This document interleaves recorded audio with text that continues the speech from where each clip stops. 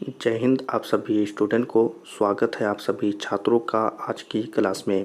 प्यारे बच्चों, आज की क्लास में हम बहुत ही महत्वपूर्ण सब्जेक्टिव क्वेश्चंस को याद करने वाले हैं। ये क्वेश्चंस सोशल साइंस के होंगे और मुख्यतः ज्योग्राफी यानी भूगोल के महत्वपूर्ण सब्जेक्टिव क्वेश्चंस हैं और ये सभी सवाल आपके एनसीईआरटी बुक के होने वाले हैं। तो चलिए जल्दी से इन सभी क्वेश्चंस को याद करना शुरू करते हैं। आप सभी बच्चे पेन और कॉपी लेकर तैयार हो जाइए और हम जितने भी नोट्स आपको लिखाएंगे वो सभी अपनी कॉपी में आप ज़रूर लिख लीजिएगा। ठीक है, तो चलिए जल्दी से आज की क्लास को शुरू करते हैं। तो पहले क्वेश्चन को देखेंगे। ठीक है, जो हमारा क्वेश्चन है ये है जैव और अजैव संसाधन क्या होते हैं, कुछ उदाहरण दें। ठीक है, सब्जेक्टिव क्वेश्चन बनाना हमने पहले भी बताया है। सबसे पहले आप प्रश्नों को समझेंगे तभी आप क्वेश्चन बनाएंगे। ठीक है, क्वेश्चन है जैव और अजैव संसाधन क्या होते हैं, कुछ उदाहरण दें।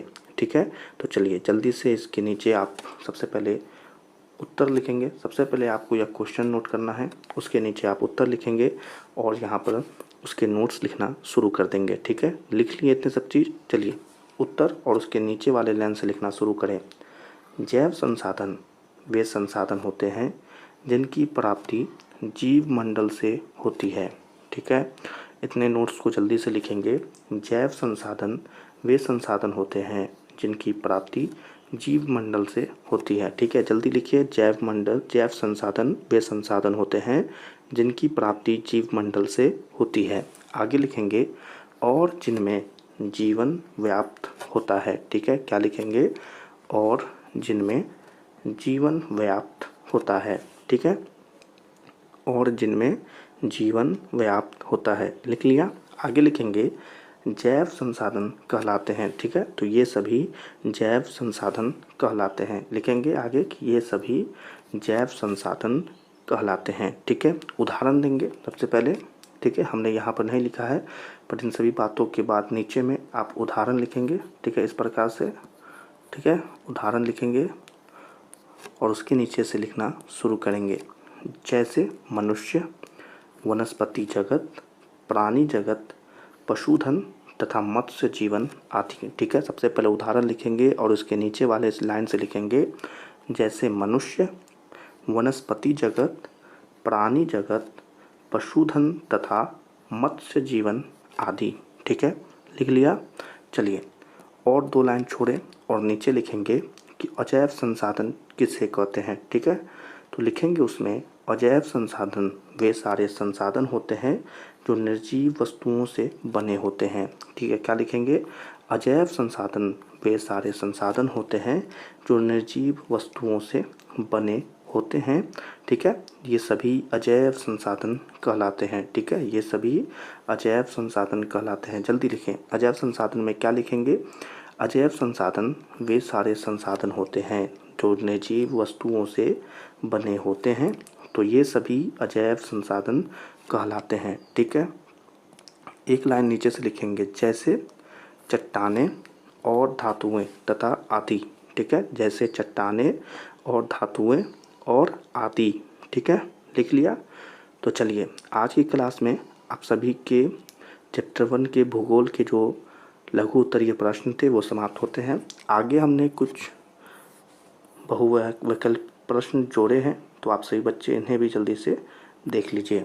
ठीक है, पहला क्वेश्चन है लौह अयस्क किस प्रकार का संसाधन है? जल्दी से बताएंगे लौह अयस्क किस प्रकार का संसाधन है। ठीक है, तो जल्दी से कमेंट में बताइएगा। इसका जो आंसर हो जाएगा वो हो जाएगा अनवीकरणीय योग्य है। ठीक है, क्या हो जाएगा इसका आंसर? लौह अयस्क किस प्रकार का संसाधन है? अनवीकरणीय योग्य। चलिए अगला क्वेश्चन है ज्वारीय ऊर्जा निम्नलिखित में से किस प्रकार का संसाधन है? ज्वारीय ऊर्जा निम्नलिखित में से किस प्रकार का संसाधन है? तो इसका आंसर होगा पुनः पूर्ति योग्य। पुनः पूर्ति योग्य। ठीक है, याद रखेंगे। अगला क्वेश्चन है पंजाब में भूमि निम्नीकरण का निम्नलिखित में से मुख्य कारण क्या है? पंजाब में भूमि निम्नीकरण का निम्नलिखित में से मुख्य कारण क्या है? तो इसका आंसर हो जाएगा अधिक सिंचाई। ठीक है, इसका आंसर क्या है?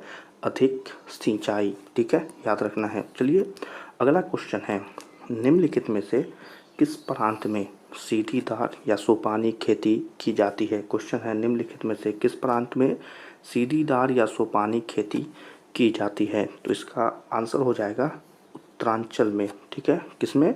उत्तरांचल में इसका आंसर है, तो याद रखेंगे। चलिए अगला एक और क्वेश्चन और अंतिम प्रश्न भी है। क्वेश्चन है इनमें से किस राज्य में काली मृदा पाई जाती है। ठीक है, इनमें से किस राज्य में काली मृदा पाई जाती है। आपको पता हो तो जल्दी से कमेंट में बताएंगे। ठीक है, इसका आंसर हो जाएगा झारखंड। ठीक है, क्या हो जाएगा आंसर?